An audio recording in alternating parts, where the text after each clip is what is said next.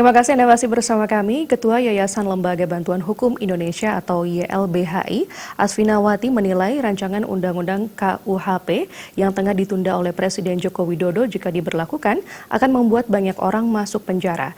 RUU KUHP juga banyak mengatur hukuman mati dan Asfinawati mengingatkan RKUHP akan menambah pidana pemenjaraan. Padahal saat ini dibutuhkan bentuk pemidanaan baru mengingat banyak penjara atau lembaga permasyarakatan yang penuh sesak.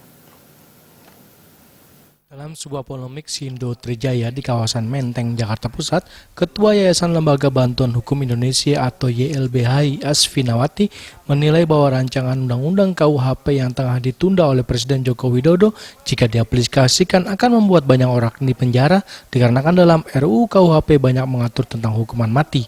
Asfinawati mengingatkan RKUHP akan menambah pidana pemenjaraan, padahal saat ini dibutuhkan bentuk pembinaan baru mengingat penjara atau lembaga pemasyarakatan banyak yang sudah penuh. Harapan bahwa penjara tidak penuh tidak terjadi lagi.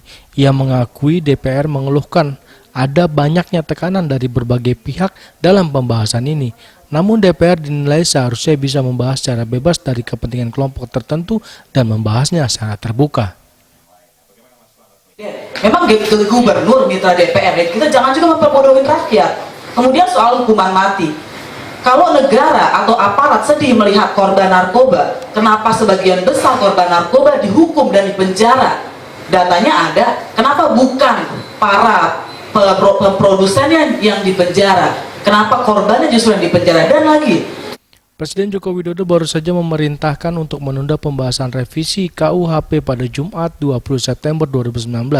Untuk itu Jokowi memerintahkan Menteri Hukum dan Hak Asasi Manusia Yasona Laoly untuk menyampaikan keputusan ini kepada DPR agar pengesahan RUU KUHP ditunda pengesahannya.